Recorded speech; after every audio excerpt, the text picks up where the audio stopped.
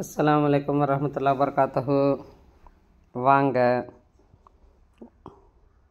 இது வடகறி சாப்பிட்லாம்.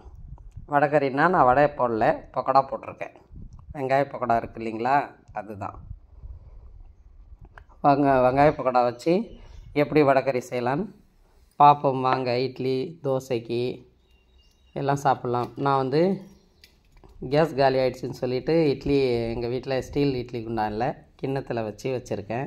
பாருங்கள், நல்லா வந்திருக்கு. இதுதான் ஃபஸ்ட் டைம் நான் செஞ்சுருக்கேன்.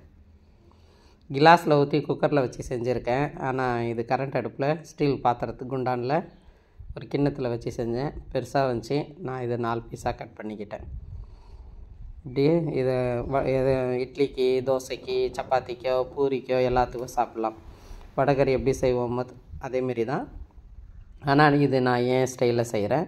வாங்க, எப்படி செய்யலான்னு பார்க்கலாம். வாங்க,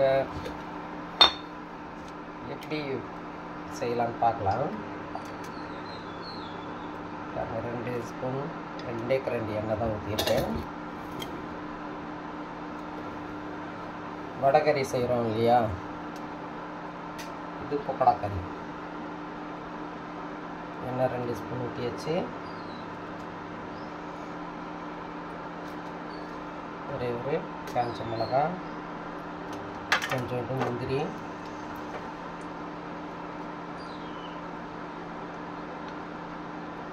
ஒரு 4 பல் பூண்டு,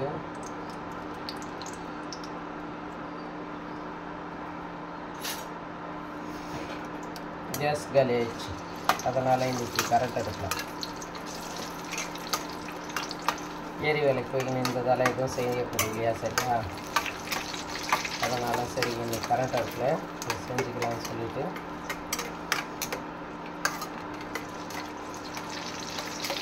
இது யாரும் செஞ்சுருக்காங்களா இல்லையா எனக்கு தெரியாது. நானே யோசித்து சரி பக்கோடா கொஞ்சம் வீட்டில் இருக்கா செஞ்சிடலாம்னு சொல்லிவிட்டு நானே யோசிச்சிருக்கேன்.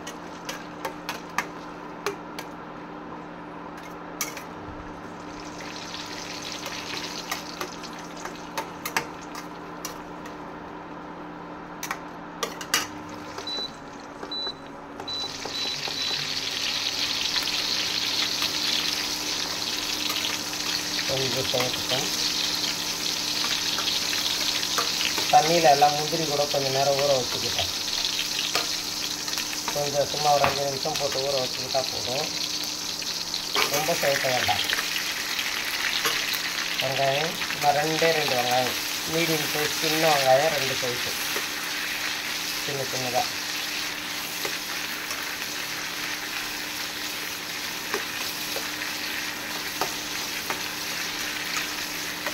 4 பல் பூண்டு, ஒரு 4-5 முந்திரி, கொஞ்சம் எல்லாமே தண்ணியில் ஒரு 5 நிமிஷம் ஊற வச்சு கழுவி எடுத்துக்கிட்டேன்.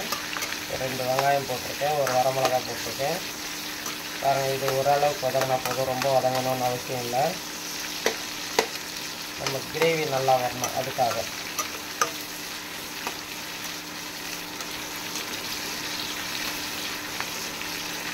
பாருங்கள், ஓரளவுக்கு வதங்கிச்சு. இப்போ தக்காளி போட்டுக்கலாம்.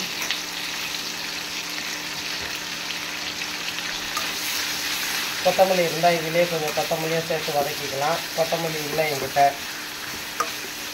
கடை தூரமாக இருக்கா, போய் வாங்கி தர முடியல இப்போது, அது அவசரமாக, அதுதான். ஆனால் கூட கொத்தமல்லியும் போட்டால் இன்னும் சூப்பராக இருக்கும். நீங்கள் அதெல்லாம் போட்டுக்கோங்க. கொத்தமல்லியை போட்டுக்கலாம், கொஞ்சம் கறிப்பில் இருந்தால் அதுவும் போட்டுக்கலாம்.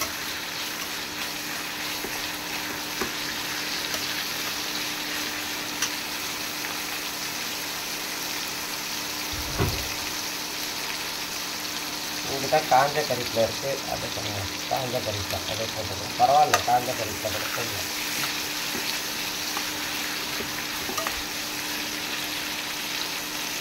இதுலேயே கொஞ்சம் உப்பு போட்டுக்கலாம், தேவையான அளவுக்கு உப்பு.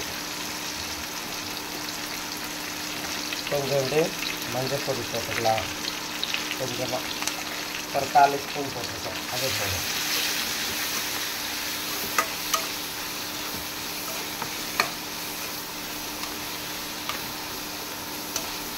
ரெண்டே தக்காளி தான், 2 வெங்காயம் தான்.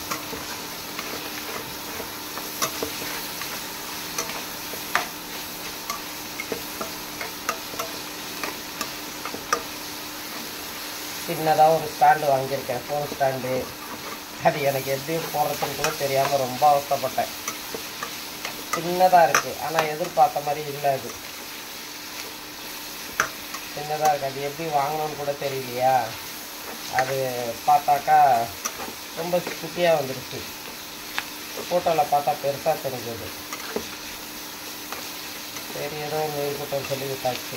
போடுறது இவ்வளோ போடும். இது ஆறட்டும். ஆற வச்சு அரைக்கணும். அரைக்கிற பேஸ்ட் இது ஆறட்டும். அவ்வளோதான், இதே போடும். அது பாஸ் பண்ணிக்கலாம். கேஸ் ஆகிடுச்சி. அதனால் என்கிட்ட ஸ்டீல் இட்லி குண்டான் இல்லை. அதனால் நான் ஒரு ஆளுக்கு தான் இட்லி. அதனால் அதை சின்ன கிண்ணத்தில் உலை வச்சு வச்சுருக்கேன். ஸ்டாண்ட் இல்லை. ஸ்டாண்ட் இல்லாததுக்கு சின்னதாக ஒரு தட்டு எதனாச்சும் போட்டுக்கலாம். தட்டு போட்டு வச்சுருக்கேன் கீழே. இது அப்படியே இருக்கும். தட்டு போட்டு வச்சுக்கலாம். அப்படியே இது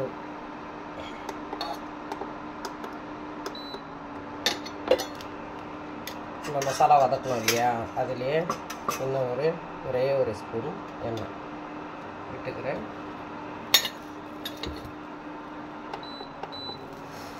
கொஞ்சோண்டு சோம்பு,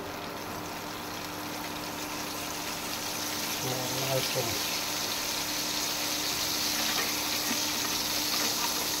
நான் பட்டை லவங்கெல்லாம் போடல. ஏன்னா நான் என்கிட்ட அரைச்ச மசாலா இருக்குது. அதனால் எனக்கு அதிகமாக லவங்க பட்டை மசாலா பிடிக்காது. அதனால் போடல.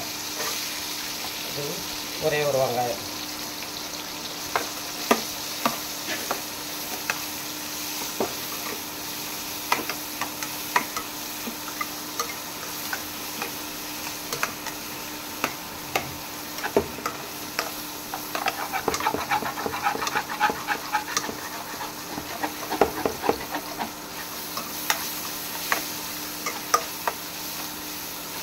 இது வெங்காயம் கொஞ்சம் நல்லா கடிப்படம் நல்லாயிருக்கும். அதனால் போடுறது. இது கொஞ்சம் நல்லா வதங்கணும். வதங்கின உடனே மசாலா சேர்த்துக்கலாம்.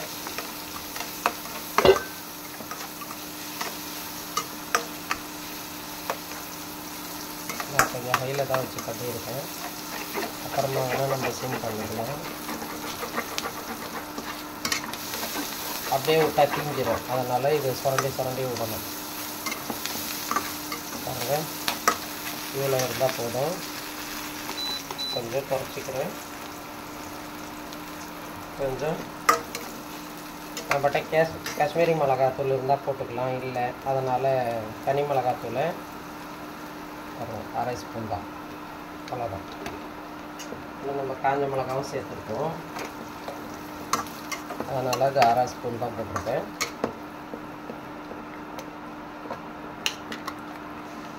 இது அரைச்ச மசாலா சேர்த்துக்கலாம். இது ரொம்ப வதங்கணும்னு இல்லை, ஏன்னா நம்ம ஏற்கனவே வதக்கி தானே செஞ்சுருக்கோம். அதனால் ரொம்ப வதங்க வேண்டாம். இது கொஞ்சம் 1/2 ஸ்பூன் வீட்டில் அரைச்ச கறி மசாலா, கொஞ்சமாக ஜீரகத்தூள், கொஞ்சமாக 1/4 ஸ்பூன் கூட இல்லை, கொஞ்சமாக சேர்த்துருக்கேன் லைட்டாக.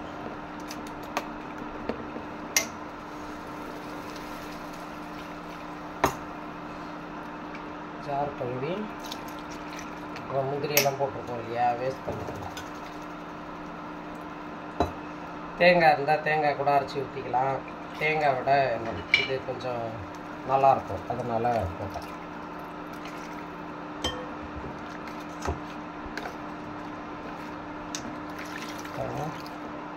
இது கொஞ்சம் சுண்டுச்சுன்னா கொஞ்சம் கெட்டியாகும்.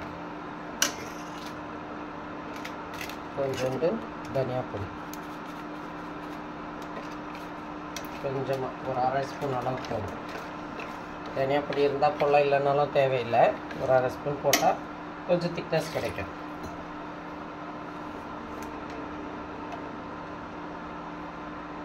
நான் அரைக்கிறதுலேயே கொஞ்சமாக இஞ்சி பூண்டு விழுது சேர்த்துக்கிட்டேன்.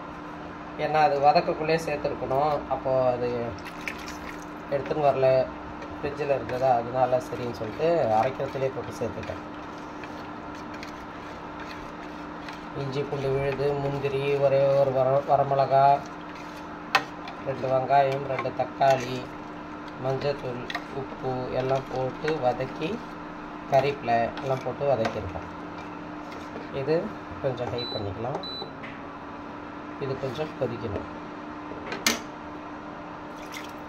நான் சுத்தமாக ஜார் கழுவியே ஊற்றிக்கிட்டேன்.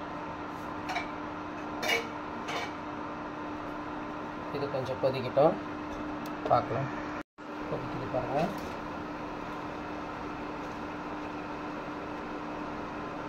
நம்ம வீட்டில் பக்கோடா வாங்குகிறோன்னு வச்சுக்கோங்களேன், கொஞ்சம் சாப்பிட முடியலன்னா அது வேஸ்ட் ஆகிடும் தானே. வடையில் வடைக்கறி செஞ்சாலும் பக்கோடாலாம் செஞ்சாலும் நானே சரி செஞ்சு பார்ப்போன்னு சொல்லிட்டு யோசித்தேன்.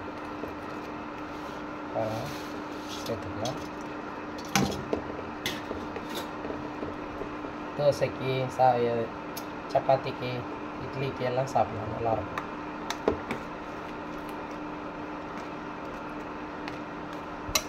தூள், அந்த பக்கோடா தூள் நம்ம வீட்டில் சாப்பிட்டு மிச்சம் இருந்துச்சுன்னா வேஸ்ட் பண்ணாமல் இது மாதிரி செஞ்சுருவோம், நல்லாயிருக்கும். நானே இது ஃபஸ்ட் டைம் செய்கிறேன், ஆனால் சூப்பராக தான் வந்திருக்கு. நான் வாங்கிட்டு வந்தேன், பார்த்தாக்கா அதில் எண்ணெயாக தெரிஞ்சதா. நான் சாப்பிடல, சும்மா சாப்பிட ஒரு மாதிரியாக இருந்துச்சு, அது எண்ணெய் ஜாஸ்தியாக தெரிஞ்சது. அதனால் என்ன பண்ணேன், சரி வாங்கியாச்சு, ஏன் வேஸ்ட் பண்ணணும்னு சொல்லிட்டு அப்படியே வச்சிட்டேன். 100 கிராம் தான் அது வாங்கினதே, 100 கிராம். அது எண்ணெயாக தெரியவோ, வாங்கக்குள்ளே எனக்கு என்ன ட்ரையாக தெரிஞ்சிச்சு. சரின்னு சொல்லி வேஸ்ட் பண்ண வேண்டாம்னு விட்டுட்டேன். அதை அப்படியே சும்மா இருக்கணும், இதை எதுனா செஞ்சு பார்க்கலாம் அப்படின்னு சொல்லிட்டு செஞ்சிட்டேன். இது நல்லா கொதித்து இது எண்ணெய் தனியாக பிரிஞ்சு வரணும், அது வரைக்கும் கொதிக்கட்டும். பாருங்கள், எண்ணெய் பிரிஞ்சு வந்துருக்கு பாருங்கள், இப்படி பிரிஞ்சு வரணும். இந்த மாதிரி ஸ்டேஜில் நம்ம இறக்கிக்கணும். இவ்வளோ தான் போதும். நீங்களும் பசங்களுக்கு இது மாதிரி செஞ்சு கொடுங்க, வேஸ்ட் பண்ணாதீங்க. பக்கோடா இருந்தாலும் சரி, காரா பூந்தி இருந்தால் கூட சரி, இதில் போடுங்களேன். நல்லாயிருக்கும், 4 போட்டால் நல்லாயிருக்கும். காரா பூந்தி, பக்கோடா எதுவுமே மிச்சமாக இருந்துச்சுன்னாக்கா வேஸ்ட் பண்ணாதீங்க. இது ஒரு வேளைக்கு சைட் டிஷ் ஆகிடும் இல்லையா, எப்போவுமே செய்கிறதே செய்கிறோம். இதுவும் வித்தியாசமாக இருக்கும். பிடிச்சிருந்தா நீங்களே இதே மாதிரி செஞ்சு பாருங்கள். லைக் பண்ணுங்கள், ஷேர் பண்ணுங்கள், சப்ஸ்கிரைப் பண்ணுங்கள், பெல் பட்டனை தட்டி விடுங்க. எல்லோரும் நலமாக இருக்க வேண்டும் என்று அல்லாஹ்விடம் துஆ செய்கிறேன். எல்லா புகழும் அல்லாஹ் ஒருவனுக்கு. அஸ்ஸலாமு அலைக்கும் வரஹ்மத்துல்லாஹி வபரகாத்துஹு. சாந்தியும் ஸலவாத்தும் நபி ஸல்லல்லாஹு அலைஹி வஸல்லம் மீது உண்டாகட்டும்.